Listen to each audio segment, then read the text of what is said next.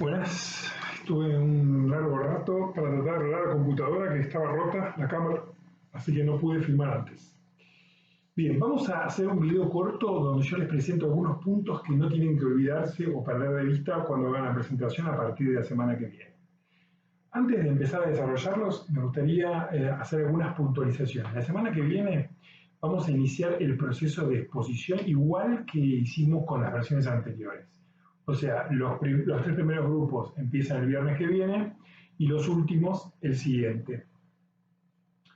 Respecto al viernes 23, yo les solicito si alguna alumna o alumno del profesorado de historia tiene problemas de que yo lo pase el jueves a las 5:30 de la tarde, en vez del viernes a las 5:30 de la tarde, avísenme en el foro. Bien, lo que yo les pido que me avisen es si no pueden. Si yo no recibo ninguna información, entonces yo oficialmente después les mando un mail y lo paso al día jueves, porque el día viernes tengo una superposición con un encuentro con Zoom. No así con el grupo de biología, ¿no? A las 8 de la noche ya podríamos encontrarnos el día viernes 23 los grupos que queden. Bueno, les decía entonces, vamos a tratar de hacer una presentación general. Primero, una idea general que engloba el texto. La idea ya no tanto de la producción de las subjetividades, como vimos con Foucault, sino de cómo la relación docente-alumnado ya implica un supuesto de lo que se entiende por la inteligencia del alumno, de lo que se entiende por la forma de comprender. Y esa misma relación ya produce o circunscribe el lugar desde el que la o el alumno desarrollan su conocimiento, su aprendizaje.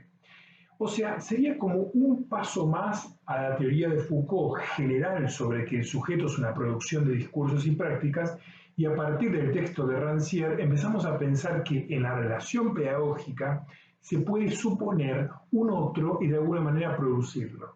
Es el ejemplo que se me ocurre dar para comprender la idea general del texto.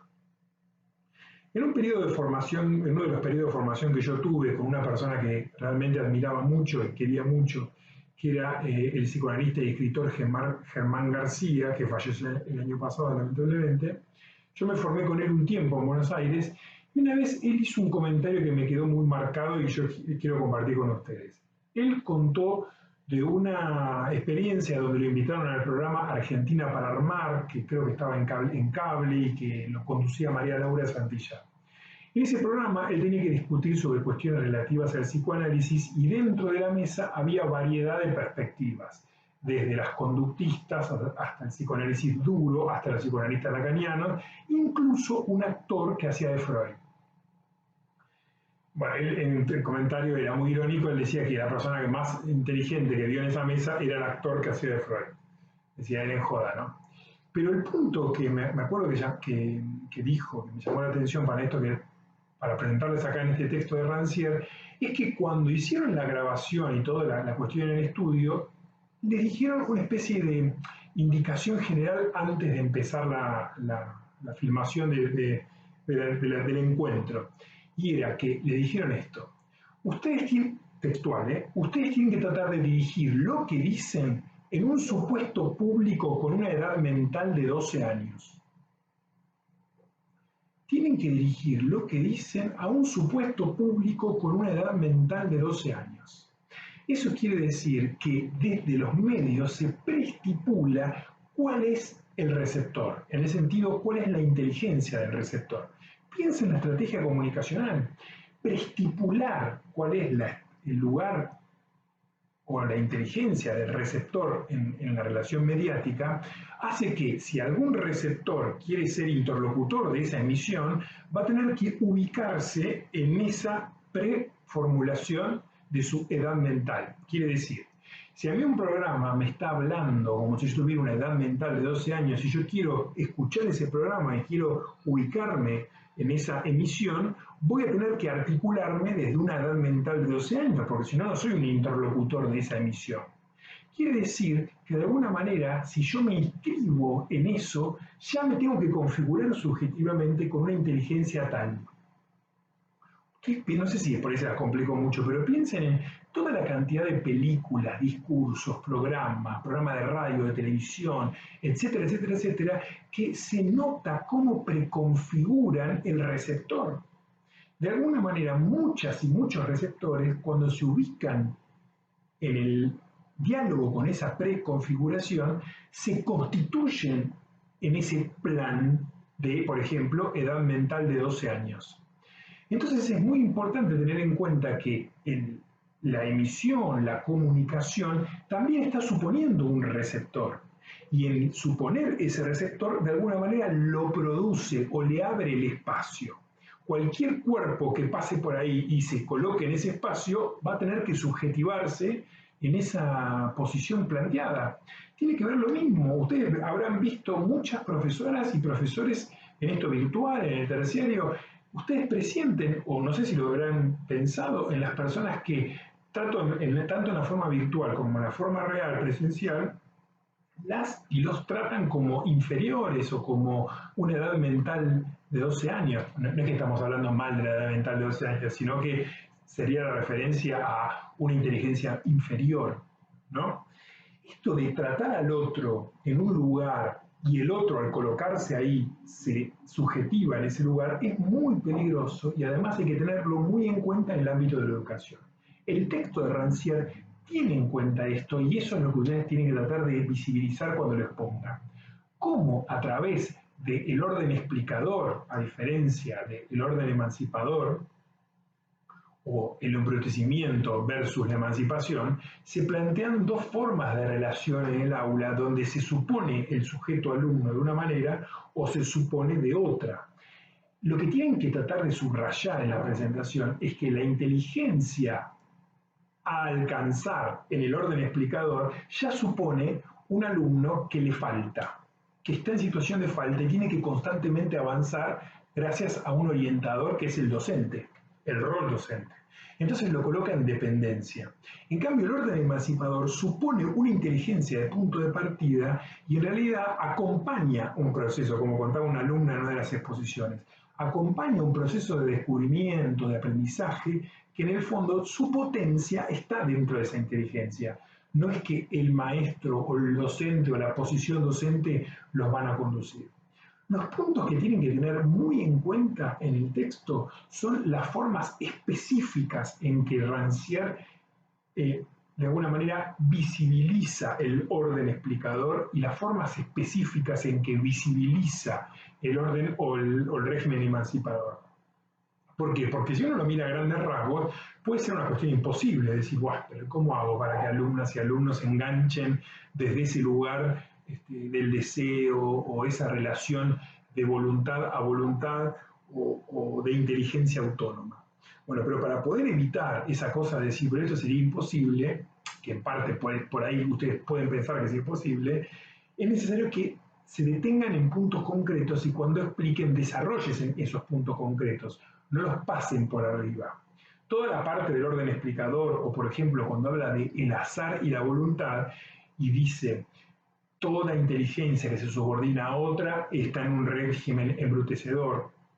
Entonces dice, si inteligencia y voluntad, las dos inteligencias y voluntad que están en juego en la educación son la misma, estamos en un orden embrutecedor. Y si hay cierta autonomía de la inteligencia, aunque haya una dependencia de la voluntad, en el sentido de que la voluntad de otro me empuja a mi voluntad, se trataría de un orden emancipador. Ese tipo de cosas es el que les propongo que traten de aclarar cuando lo presentan. O, por ejemplo, tengan en cuenta en qué sentido está hablando de que el deseo es el que empuja o, digamos, el empuje de la situación, dice en algún momento. Esas son cosas muy relevantes para poder dar cuenta práctica. ¿Por qué? Porque además de la explicación y la presentación, yo les voy a proponer que desarrollen ejemplos concretos, aplicables, es aplicable o no, cómo podría ser pensado en el ámbito educativo, en la práctica concreta docente, o en la forma docente inscripta, por ejemplo, con ustedes como alumnas y alumnos dentro de esta instancia. ¿Bien? Esta instancia de formación terciaria. Bueno, estos serían los puntos principales que yo les quiero tratar de destacar.